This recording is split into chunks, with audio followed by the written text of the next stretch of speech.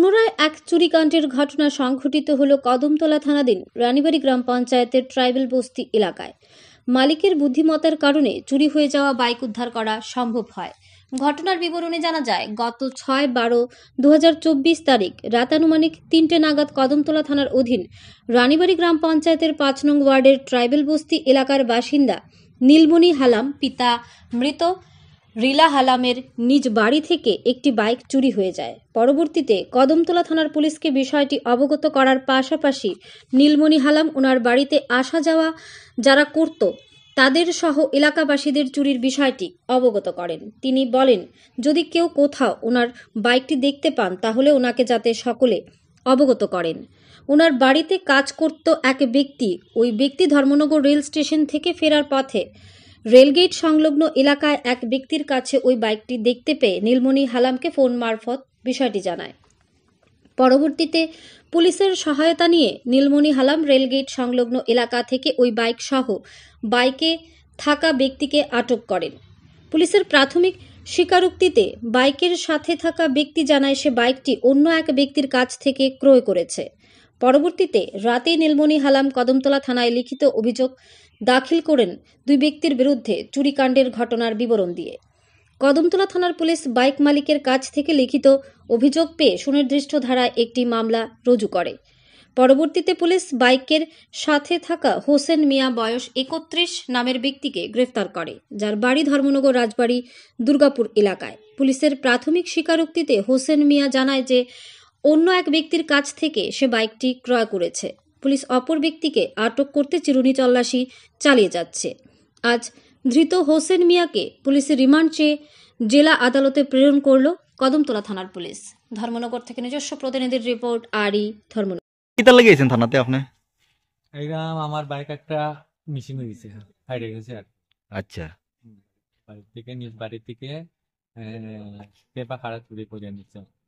তো রাতে 6 তারিখ বিগত বছর, অর্থাৎ 2024 সনের 6 তারিখ আর কি, ডিসেম্বর মাসের 6 তারিখে আমার বাইকটি রাত্রিবেলা আনুমানিক 3টা নাগাদ তো হারছে। তো আমি সকালে ঘুম থেকে উঠিয়ে বাইকটা খুঁজি, যে এখানে বাইকটা রাখা আছে সেখানে বাইকটা নেই। তো অনেক এরপরে আমরা খোঁজাখুঁজি করি, থানাতে আসি। তো থানাতে কোনো লিখিত আমরা দিইনি। তো লিখিত না দেওয়ার কারণ আমরা ভেবেছিলাম যে সেটা যেন আমার গ্রামের অনেক আশেপাশে আমার আত্মীয় স্বজনদের জানাই যে যেন কেউ যদি পেয়ে থাকেন আমার বাইকটা হারিয়ে গেছে এই নাম্বারে, তো যদি পেয়ে থাকেন কারো দয়ালু লোক যদি থাকেন আমাকে জানাবেন। তো যা হঠাৎ করে আজকে আমার ধর্মনগর যাওয়ার পথে গাড়িতে ছিলাম। তো আমার বিগত প্রায় 1.5 থেকে 2 বছর হবে উনি আমার কাজের লোকই, উনি যাতে একটু বাগানি, ওনাকেও জানাই আমি যখনই ওই বাইকটি হারিয়ে যায় তখনও আমি ওনাকে জানাই যে ডেকে পাঠিয়ে তাকে জিজ্ঞেস করি যে তুমি নিয়ে এসো বাইকটা, তোমার কাছে তো অনেকদিন ছিল, তো ওই বাইকটা নিয়ে গেছো? না কাকু আমি তো নেইনি। আচ্ছা, সে আমাকে কথা দিল যে কাকু আমি যেখানেই যাই আমি আপনার বাইকটা আমি তদন্ত করব, যদি পেয়ে থাকি আমি অবশ্যই আপনাকে জানাবো। তো ওই ব্যক্তিটা আজকে হঠাৎ করে উনি টিকিট করতে গেছিল, সে বেঙ্গালুরে যাবে, বেঙ্গালুর প্রথমেই ছিল, তো সে পুনরায় সে আসছে আবার যাবে এই শর্তে আর কি। উনি গেছে, উনি টিকিট করার পরে উনি ব্যাক করার পথে বাড়ি আওয়ানোর পথে আমি গাড়িতেই ছিলাম, আমি একটা ভাল্লুক সরাতে যাওয়ার উদ্দেশ্য নিয়ে একটা আত্মীয় স্বজনের বাড়িতে। তো হঠাৎ করে আমাকে ফোন করে কাকু আপনি কোথায় আছেন?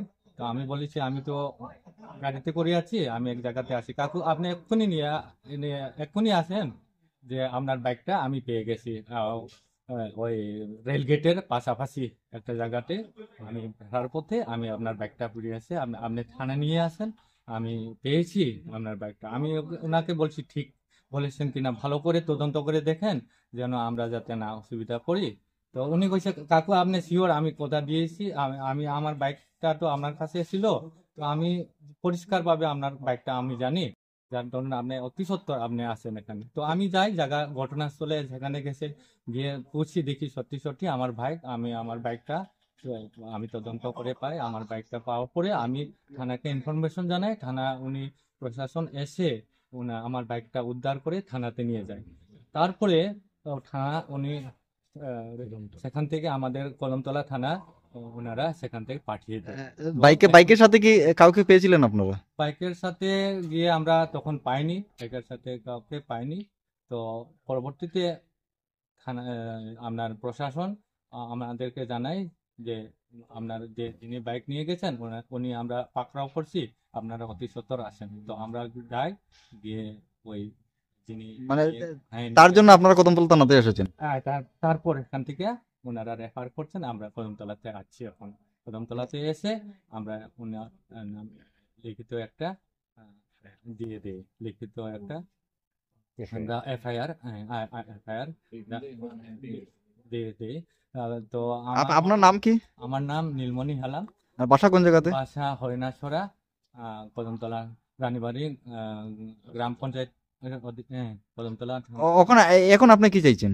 আমি এখন চাই যে সুষ্ঠু তদন্ত, আমি চাই যে যে বা যারা করছে ওনারা যেন যে অতি সত্বর ওনারা যেন আমার যাতে ওনারা আমাকে করেছেন যেন আর দ্বিতীয় কারো যেন এই ধরনের কাজটা না করে।